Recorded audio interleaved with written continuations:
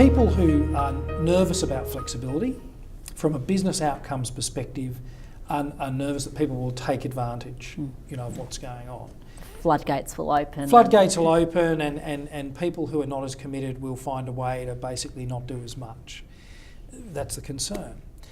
In many private sector organisations that can be quite flexible, they have quite good quantitative metrics as to what someone's output and productivity is. I spent 5 months at PwC, a much more flexible workplace than any public sector workplace that I'd worked in.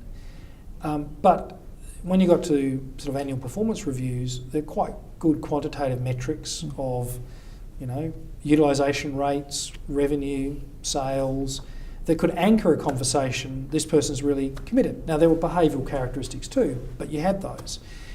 In many parts of the public sector, we don't have those. We are making judgments about what the overall contribution of some person is to the organisation without the benefit of those quantitative metrics. And so I would argue we actually need more sophisticated performance management systems than those that can leverage off those quantitative metrics.